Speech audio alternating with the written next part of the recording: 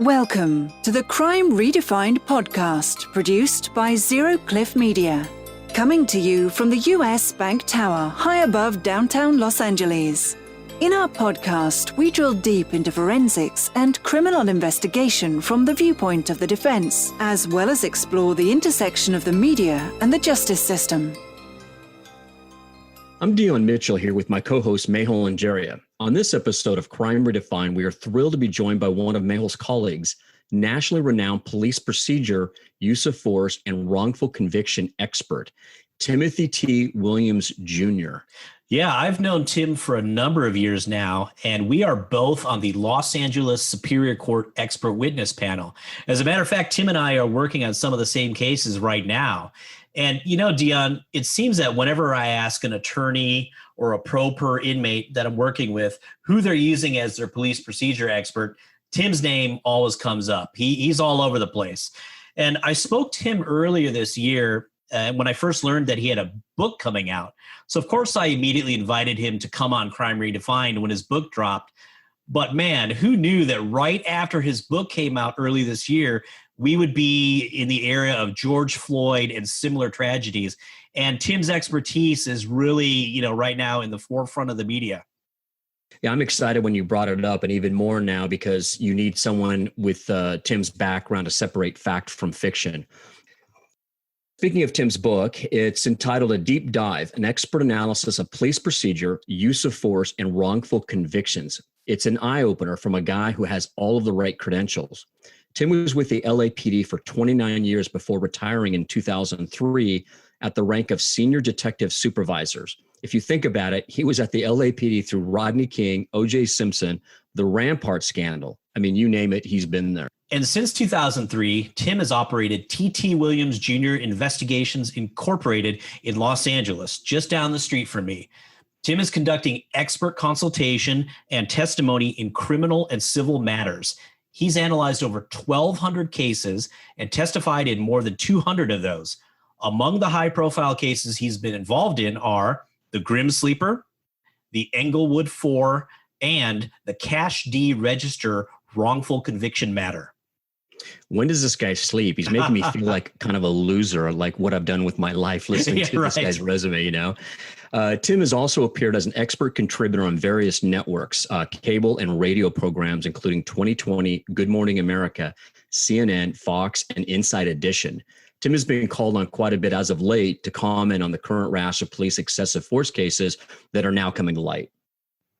Tim's book is a very important read, and not just for practitioners and students in the justice system, but I would say for the general public as well, so that we can all gain a better understanding of these hot issues that are in the headlines. So get ready for a deep dive into the criminal justice system, Crime Redefined style. Tim, congratulations on your book, and thank you so much for joining us today on Crime Redefined.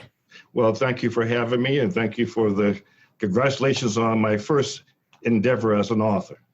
Absolutely. So when did you first consider the possibility of writing this book, and what was it that prompted you to just go ahead and do it? Well, I've been playing with writing for several years, and I decided to write in earnest when I got tired of answering the same questions. Well, what is it that you do? What is it to you? What does a police procedure expert mean, and things of this nature? So I started to put it in writing, and as I was writing, this book was not only good for the public, was good for law students, it's good for attorneys, it's good for judges, and I found out it was good for other industries that is not criminal justice related. I got feedback on my Amazon.com from folk who read my book, and they're writing reviews from other disciplines. That's fantastic, Tim. Let me, first of all, let me say it's great to have you with us today on Crime Redefined. Well, thank you.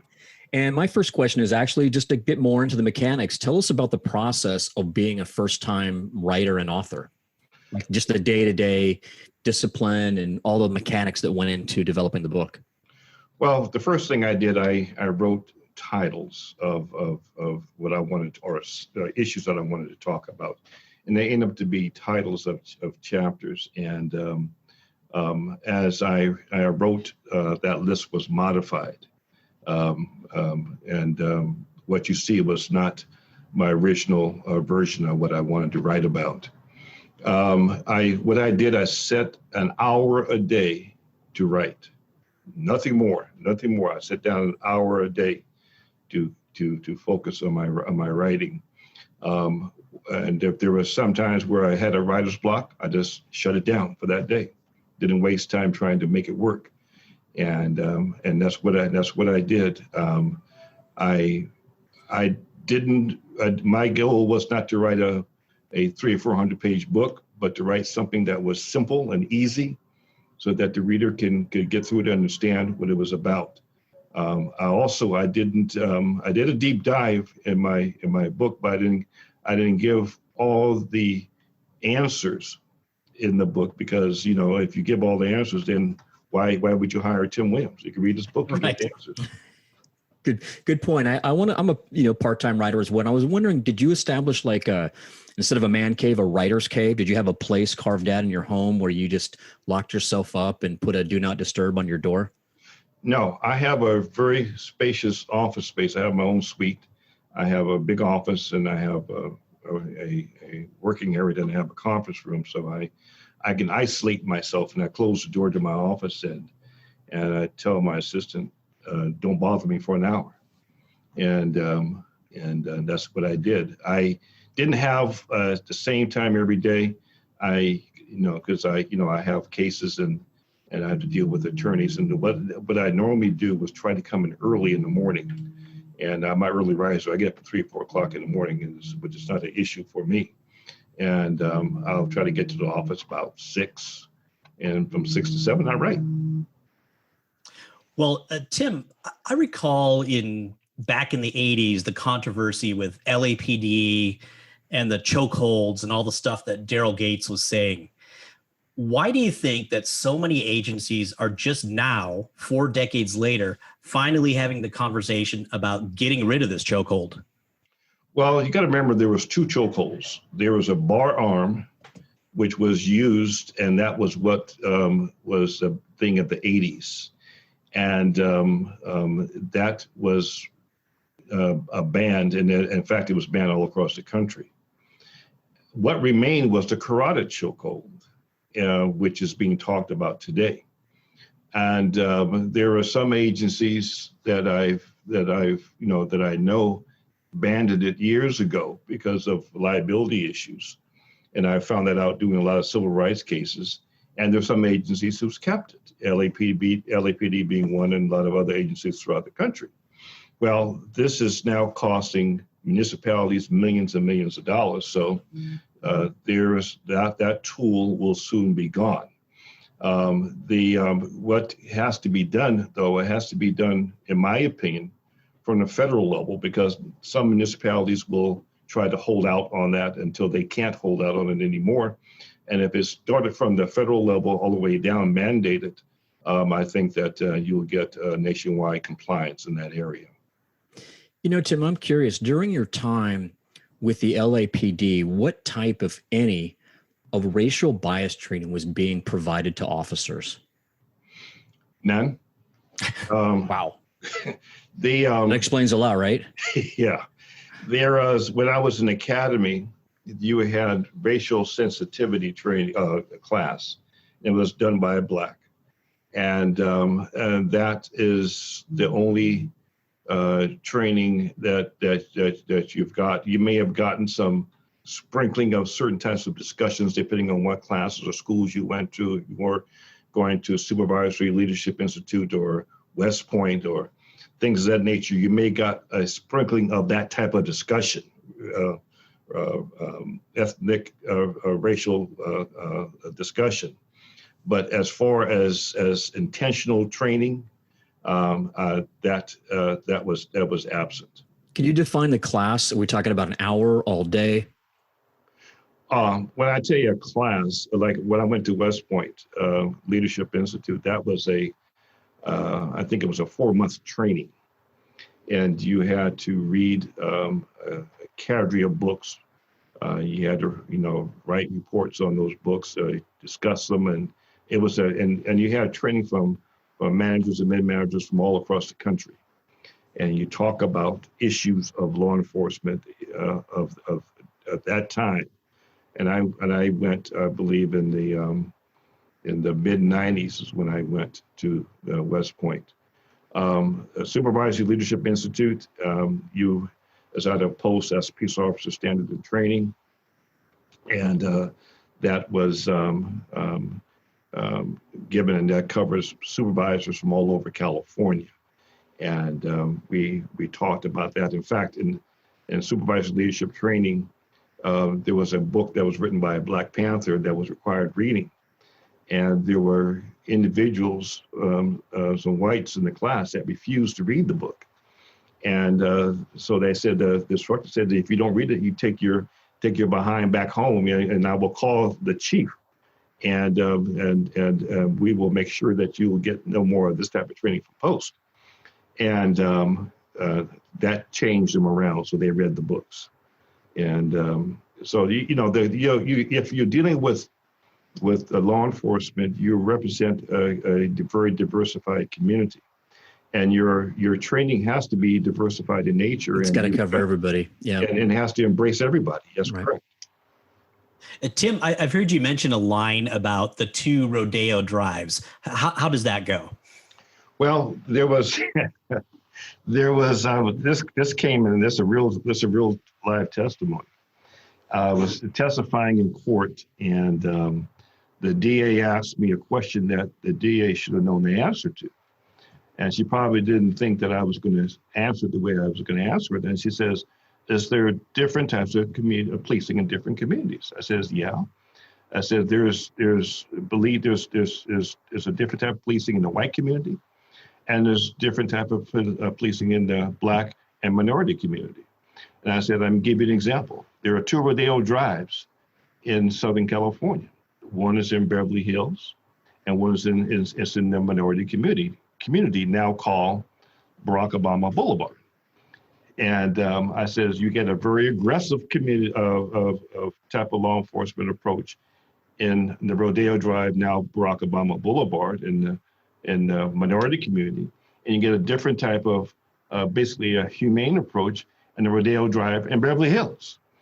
And you should have seen the jury. They were bobbing up and down with their heads and carrying on. And the bottom line is that the defendant, he got his due process, and he was found not guilty. So the thing is that there is differences of law enforcement in different communities, and the community and the public needs to be aware of that. And if you talk about reform, and maybe we'll talk about that, but reform is a very serious undertaking, and a lot of folk don't understand what it really entails.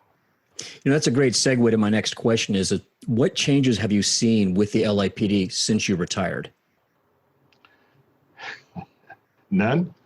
And it's very sad. I still have family in law enforcement, and I have family in LAPD, and they tell me that nothing's really changed. But they're to the point where they're having a hard time getting Blacks to come on the department, and because of the disparate treatment that they receive in the minority and Black communities. So there's really nothing that has changed. And what has to change is the type of individual that comes on the department. And I've talked about this in my many interviews since the George Floyd incident in Minneapolis.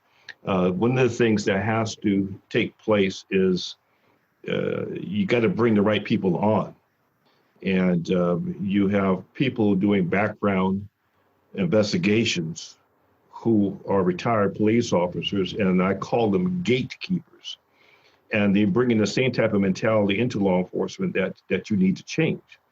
One of the things is core values. One of the core values, 2 core values are critical, in my opinion. One is the reverence for life, And the second core value is the respect of individuals, and those core values are, for the most part, I'm not saying I don't like painting everything with a brushstroke, but for the most part are absent.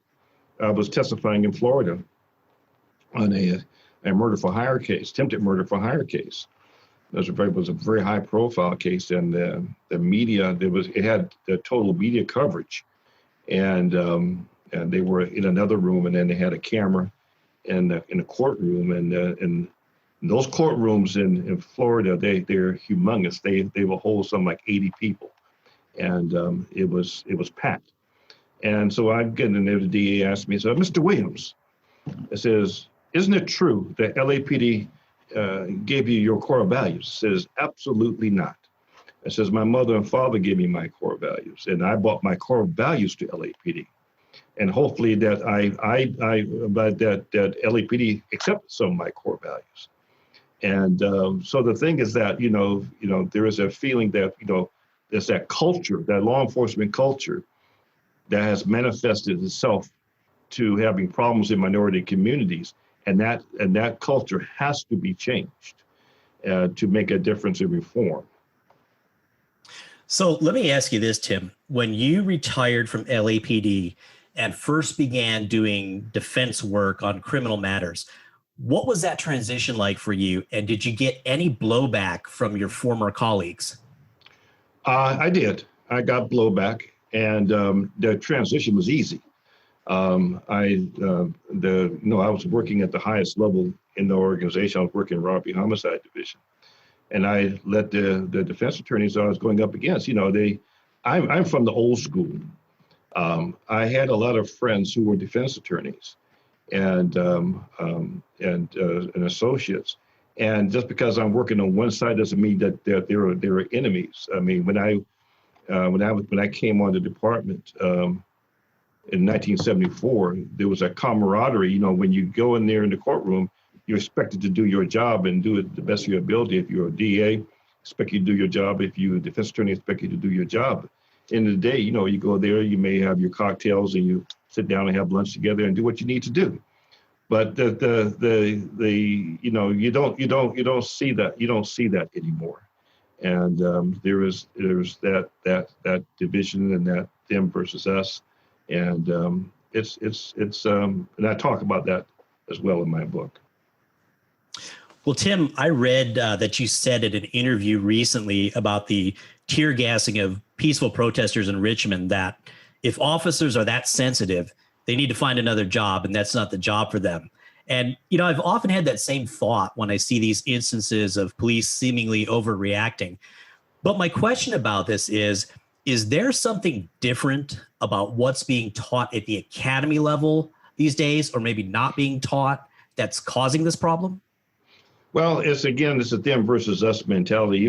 Officers forget that they're servants of the community. And there's certain times when the community gets upset because of what's been going on. Well, there is a right for peaceful demonstration. And you may not like what's being demonstrated about, but you have a right to protect that First Amendment right. And that's your job. And you don't, and you find that's not the case. And in the Richmond case that I believe that I talked about, you had individuals that were operating independently of a skirmish line, if you will, and just doing their own things, just tear gassing and spraying and doing all of that, which was not necessary. And what they're doing, they're escalating something instead of trying de-escalating it. And if they afraid or they get upset about name calling and things of this nature, then you need to find a job where nobody will call you a name. And the law enforcement has a reward, and law enforcement can be in some instances can be a very dangerous profession. And these are things that you come in with your eyes wide open. That should be wide open, and knowing that these things that you will face. Now, if you're going to project street justice, then you end up going to jail, you end up going to prison, and you end up costing your municipality millions of dollars for your actions. Is this a deficiency in training of recruits in self-defense and hand-to-hand combat that is causing over-reliance on weapons? Is that what we're going, or what the problem is? Part of the problem? I don't know if it's the training that you get. I've been through the training for almost my whole 30 years on the department. The training is good. It's the execution that you see in the street, which is bad. If they bring the training that they receive to the streets, then you may see different police departments. The thing is that, is again, I go back to this them versus us mentality, this law enforcement culture. It's almost like you're the occupying force, and you have that militarized approach, and what you see on TV is not what police work should be like. And a lot of times the police work, what you see on TV sends the wrong message. And that's what police work is supposed to be like. And this, the Hollywood sells this product for ratings and their Emmys and so on and so forth. And the community suffers for this. And not only the community, but everyone else that's recipient to this bad policing. Also, too, if you look at the history of policing, it emanated from during slavery time, and the police they were catching runaway slaves and things of this nature, and doing those types of things, and the culture has manifested itself through generations up until you see in 2020. A quick follow-up on that. So you mentioned culture a number of times, and if you had to put your finger on one fix, if there, obviously there isn't one, but one thing to change the culture, what would it be? What could you point to? One word: leadership. So top down. Top down, bottom up.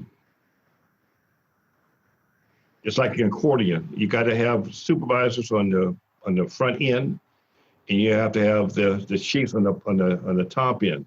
Have coherent, constitutional type leadership, and it's like an accordion. If you bring the two sides together, you have the ear that comes out to make the noise. Well, if you come together from the top to the bottom, you push it together, you have your bad officers leaving, and then you push the bad out and you keep the good in. So, in my definition was one word: leadership. Elijah McClain has been back in the news recently, and he was the young African-American man in Colorado who last year was reportedly cuffed, put in a chokehold. And if that wasn't enough, apparently paramedics injected him with ketamine, which, among other things, is used as an animal tranquilizer. Tim, how often are citizens injected with drugs during an arrest? And is that ever really called for? No, it's not called for. This was news to me when I heard about it. You went from bad to worse. You think that the paramedics would do something to save the man's life, they did something to cause his demise. So the thing is that you've got to sometimes it's like the wild, wild west out there. And again, it's a leadership problem. Here's a man coming from the store. He had a facial covering on his face before COVID-19 was out. He was a violinist, and he was on track to become a very successful individual if he had kept on doing what he was doing. And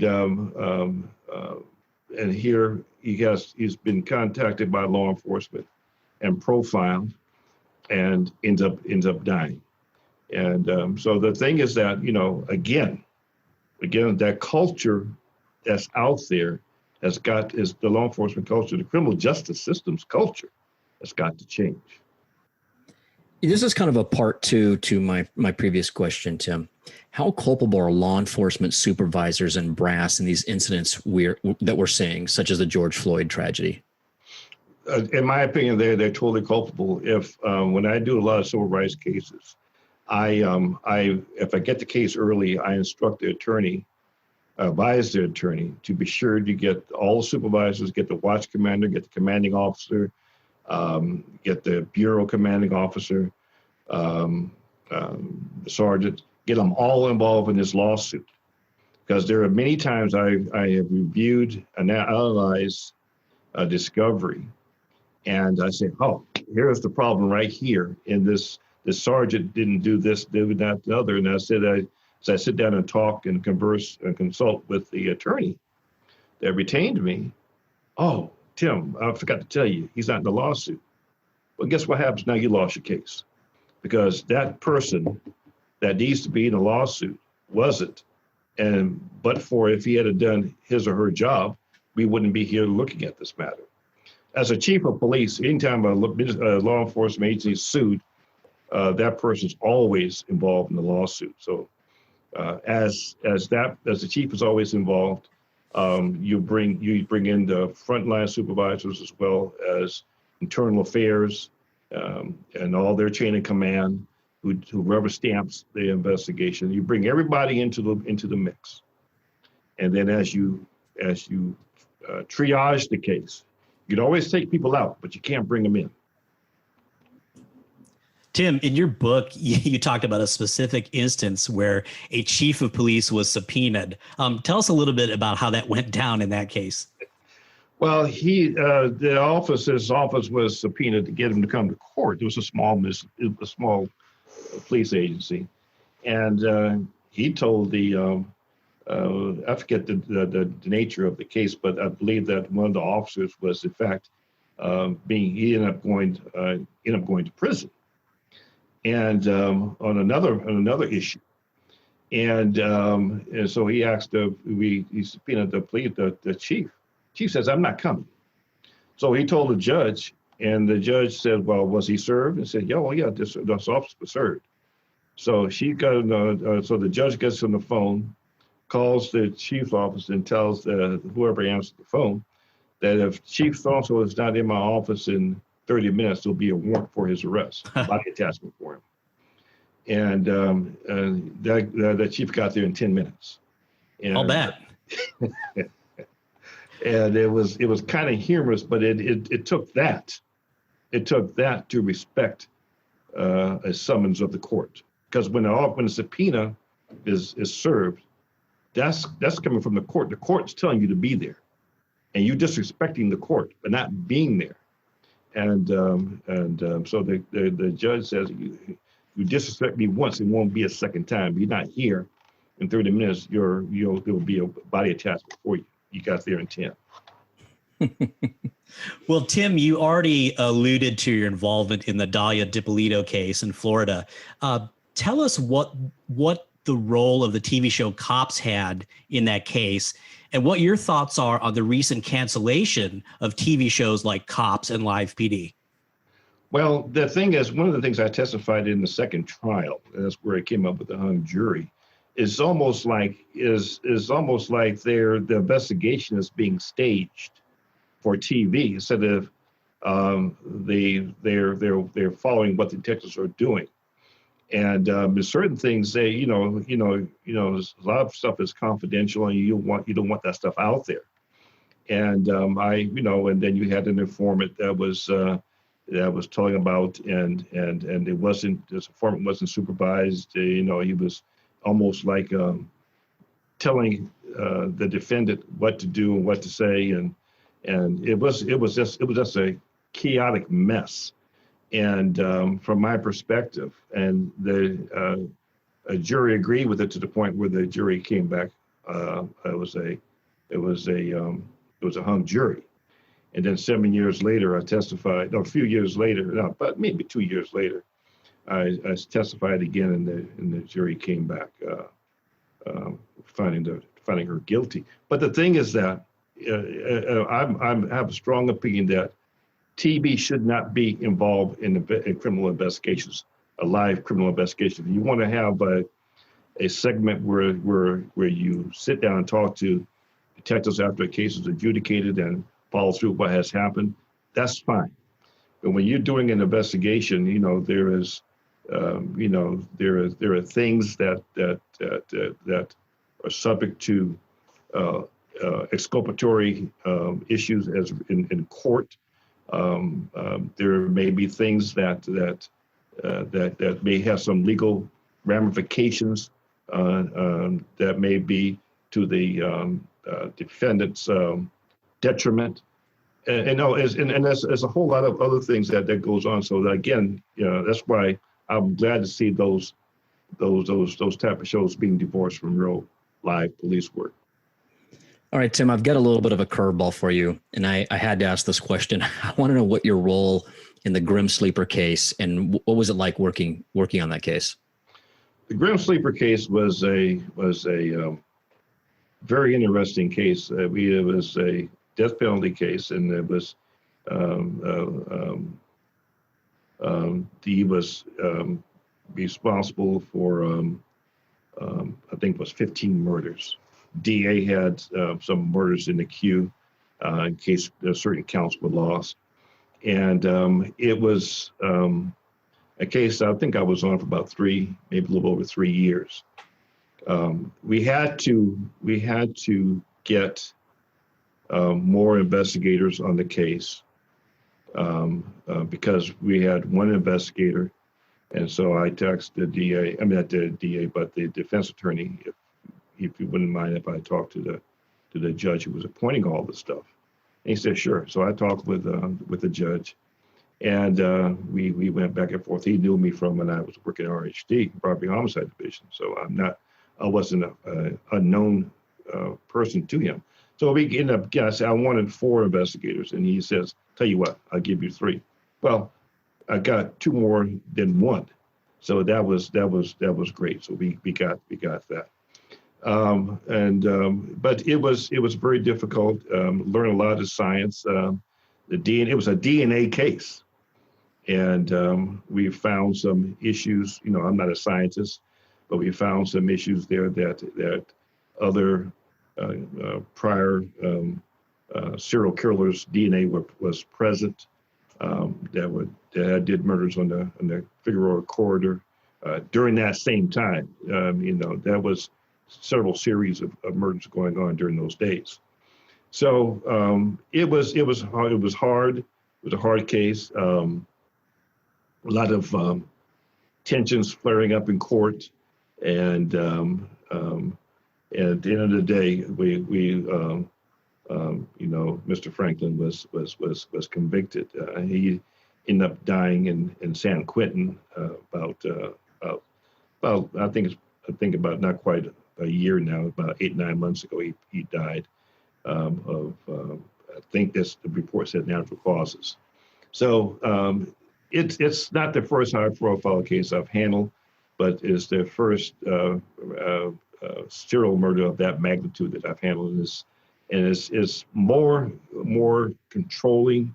When I say controlling, organizing the case and organizing the individuals or the team around. And one of the things I had the responsibility of doing, I assigned investigators certain murders to investigate, and they had to report back and and then we had a DNA expert, and we got to look at all this stuff and and then we had to have meetings with the defense attorney so that he could be current and be in charge and knew enough to question the appropriate experts. But one of the things I walked away from is that you got to put square pegs in square holes. You need to have attorneys who are very fluent in science, especially in DNA. And the DA had their person who prior to becoming a DA was a scientist. And so you got to put square pegs in square holes. And if you got to bring somebody in and have the court pay for it, you got to do your job and make sure that happens that way. In my opinion, it levels the playing field. Well, let's have a little fun here, Tim. Tell us some good stories about any outrageous things that opposing counsel has said or done to you during or after a case. And I know you got stories. Well, there is. Well, let me see. It's not so much what they have done to me, because opposing counsels, they knew me when I was not an opposing counsel. They knew me when I was on the other side. Did that help or hurt you? It helps. It helps me. It hurts them. Because they know I know the lay of the land, and they know that I know where the skeletons are buried, so to speak. And the thing is that there's one case that it's not in the book, but it's a case that I worked on. This guy, he was the suspect was arrested for robbery. I'm reading the reports, and he was a pro per at the point in time I had the case. I'm reading the reports, and the suspect is about 5'6" to 5'7", and the guy, the victim was a positive identity. You know, looked at the six pack, and the victim was white, and the defendant was black. So I go and visit the guy in county jail, and I visit this guy. And I'm looking at the arrest report, and the guy's 6'6", and I said, well, this has got to be an error. I go there, and man, that guy had to be every bit of 6'6", maybe more, and close to 300 pounds. So I sit down and talk to him and says, how did you get picked out? I caused him a laugh. I said, was the victim Ray Charles, and he just couldn't see you, or what? And now he says, man, I wasn't even there, man, but I got picked out. And in the preliminary hearing, they had him stand next to the victim, and he said, well, no, he wasn't that tall, but that's him. And long and short of it, he was found not guilty for that crime. And but that's the absurdness that you see going on in the system. And I gave my wrote a very detailed report, but why does an expert have to come in there and talk about the obvious? Why you have to have a identification expert come in and talk about the obvious? So the thing is that it's funny, but it's sad at the same time, because you have people that are convicted on BS, and then 10 to 15, 20 years later they get out of jail for a wrongful conviction, and then it costs the municipality millions of dollars. So so the thing is that it's very sad in some instances. When I talked about it in my book, it says the criminal justice system is on life support, and it's very sad. You don't see justice being meted out too often in the system. Well, you actually gave me the best segue ever. In fact, my question was, in your book, you write that the criminal justice system is not entirely broken, but it is on life support. So my question then is, what can we do to at least get it off the ventilator, so to speak? Well, I use the term reform. I liken what we have seen, and I hope that I am wrong. I call it the altar call syndrome. For those who go to church, and you hear a very rousing sermon, and then the pastor opens the doors to the church, and people come down committed to turn their lives around, but they come down because of emotion, not conversion. And what we have seen, and I've seen this in 1992 during the Rodney King riots, and then I'm seeing this again and where the altar call syndrome was up front and central. Everybody was talking about reform, but there was the conversion experience wasn't there, and to the point where it died. You just faded off.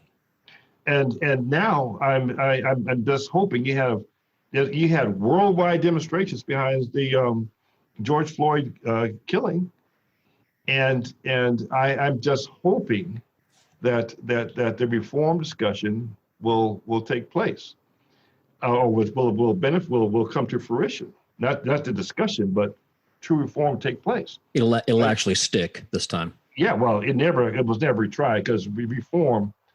A lot of people don't know what reform takes. Yeah, good point. And reform is just not law enforcement. The criminal justice system is made up of law enforcement, the Department of Corrections, courts, the probation, parole, the juvenile system, Department of Children and Family Services. That's the criminal justice system, which is all broken. Because law enforcement interacts with all that stuff. As part of that reform, I'm hearing this conversation quite a bit lately. How important is it to have officers come from the communities that they're serving? Well, I think it's important because they have a buy-in into the community. And I remember when I was up early in my career in Detroit, you couldn't be a Detroit officer unless you lived in the community, in the city of Detroit. Well, in LAPD, you got folk living in outside the county. You've had folk living in Yosemite. You've had folk living in Arizona. I mean, it's just ridiculous. And there's no buy-in to the community because you don't live there. There's nothing there. No emotional attachment. And a good portion of the time you don't even live in the county. So the thing is that it has its merits, but that's just one aspect. It's not reform. It helps deal with reform because now you have a buy-in in the community in which you serve it. But reform has a whole different look, man. A whole different look, and you gotta deal with it from the inside. No one talks about all these arrests and how many of these arrests end up being dismissed or rejects, and now you have a person that's been in the system, and can't get a job, and now they have to they have to hustle to take care of their families. And the thing is that no one talks about that. No one talks about what happens after the arrest, and that's critical. But that's not sexy. That's not sexy to talk about. But it's what's feeding the Department of Corrections, and that's what's feeding this issue of wrongful convictions. And this is what's causing municipalities, people to be pulled out of retirement for what they've done 20 and 30 years ago. So to follow up with that, Tim, you mentioned in your book that the filing prosecutors aren't as selective about the cases that they take forward as perhaps they once were, and that the detective supervisors who are screening these cases aren't screening them as well as they used to before they submit them to the DA's office. So what's going on there? Why is that? Well, you have supervisors or not supervisors, and the detective side, because they're not reviewing cases before they go to the DA. And I don't know what's going on in the DA's office where they can't file coherent cases. And there are folk that DAs who are now on the bench or judges and who were filing DAs when I was doing that stuff, and I see the heads shake. So the thing is that it's a supervision problem from the law enforcement, supervision problem from the district attorney's office or the prosecutorial office, and folk just trying to get numbers, to make arrests on the law enforcement side, showing that they've got 25 felony arrests for that one particular deployment period. DAs trying to get their convictions so they can go up to the next rung to become from a 2 to a 3, from a 3 to a 4, and going up to a head deputy, which is a 5, and the same thing on the city attorney side. So everything is about getting their ticket punched and the defendant be damned, and the majority of these defendants are minorities, and they're going through the system. They don't care. is obviously they don't care, and it's very, very sad. And I talk about some of the stuff in my book. I mean, it's just sad. I mean, a third and fourth grader wouldn't file this stuff. I really feel, but they're getting filed. I really feel a lot of what you just described is what drives just a ton of the stuff. I really do. Yeah. So it's the way the system is designed. The more convictions you get, the more promotions you're going to get. And the best attorneys are not getting promoted. So the thing is that, and the best officers are not getting promoted. So, it's not quantity, it's quality. I mean, what's the quality of the cases that you're putting folk in the system about? I mean, I had a case. It was this guy was arrested for. He was arrested. I can't get into too much of detail because it's on the federal side now, but in the civil rights side. But the thing is that he was beaten, and he had it on. And you have it on video, but the reports don't say the same thing. So what you got here? You got deputies who now need attorneys. So the thing is that the system is very, and the public never knows about this. So obviously, more sunlight on these issues, I think, would really help out. Yeah, and my job is to level the playing field. But in the meantime, I will talk about some of the stuff that I have to deal with, and it's not a pretty picture, not at all. I've heard that term a lot, level the playing field, from my partner here, Mehul, Anjaria. Quite a few times. That's what Mehul does. He levels the playing field. Yeah. Have you guys ever worked together? Oh, yeah. Yes. Oh. How many cases? I mean, there's quite a few that we're both on the same case. We may not know it necessarily. We're doing our independent thing, but I mean, it's a bit of a small world, especially with the pro pers. Yeah, that's great. Yeah. I guess we should mention that at the top. And see, what Mehul just stated is a bad byline. We work in the same case and don't know it. Right. That's a problem. And that's a major problem. Yeah. I'm curious to know your take on the news that the Men's Central Jail may be potentially closing in the next year. Well, the thing is that, you've had these jails built in the 50s and so on and so forth. Things deteriorate, hell, I was born in the 40s and I'm deteriorating. And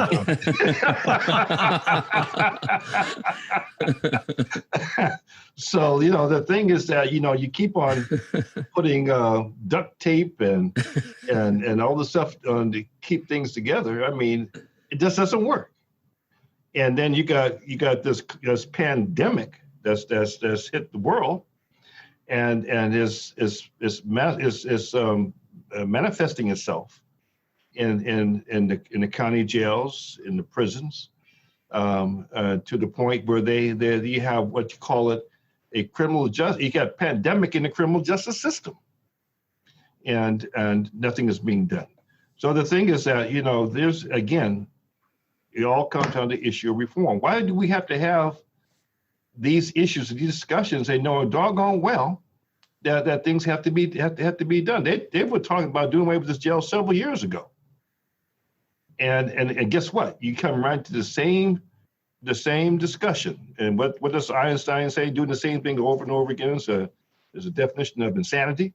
Right. And I'm paraphrasing what he says, but that's totally insane. That's your leadership. That's your government leadership, local government. Do you think this is the time that I guess we've probably asked this a number of times, but this is the time that do you think it really happens? Is there enough, societal push? I'm not optimistic because I've been around. I've seen this picture, this movie before. I'm not optimistic, and I hope that I'm wrong. I'm not optimistic that I will see it if it's serious.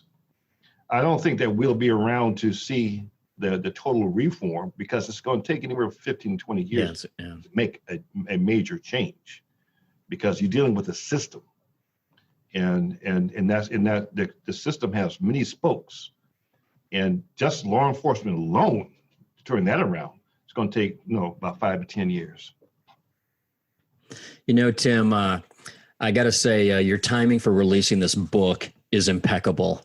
It's really been an interesting deep dive into how police operate, and a useful tool for everyone in the criminal justice arena.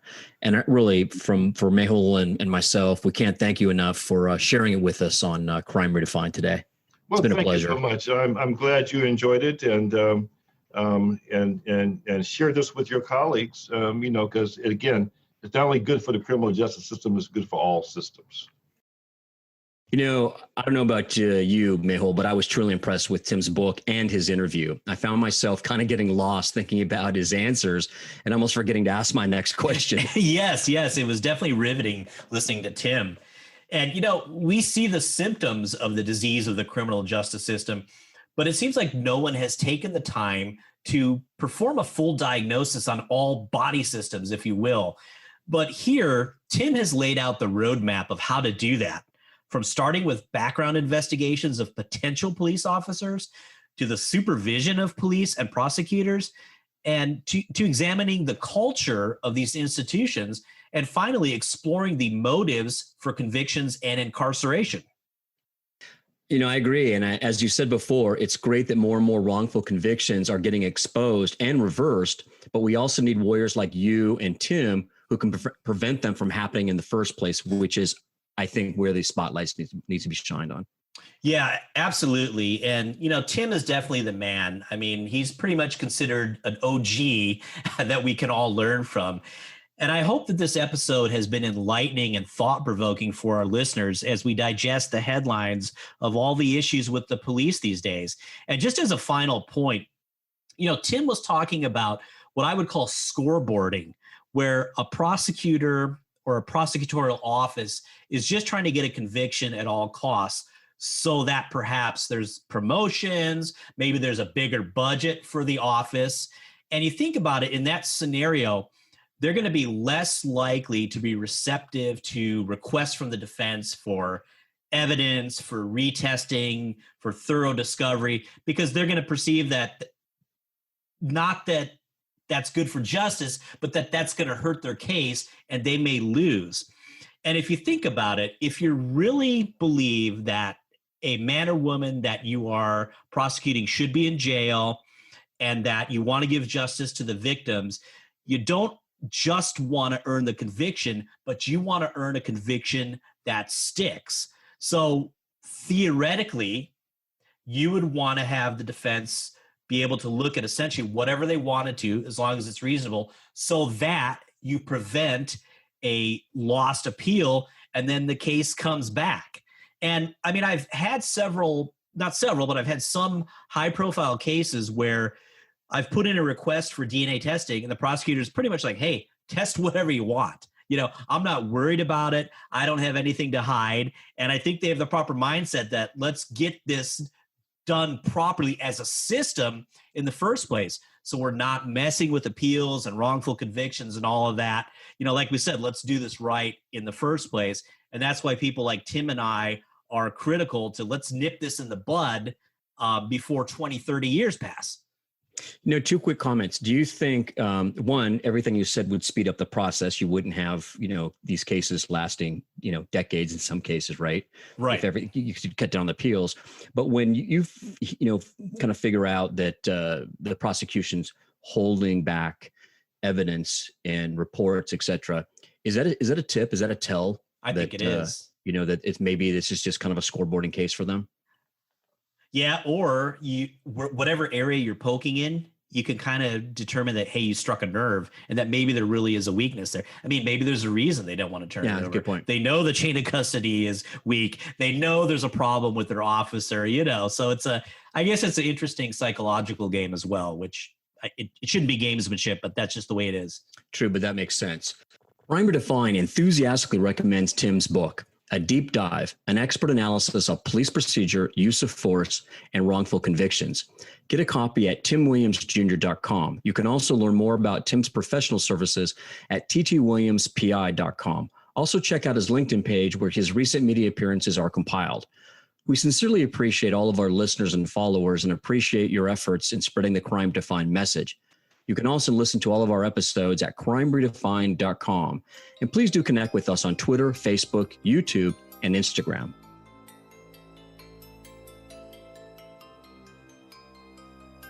Thank you for listening to the Crime Redefined podcast. Like us on Facebook and follow us on Twitter at Crime Redefined. Please send us your comments and questions and join us for the next episode.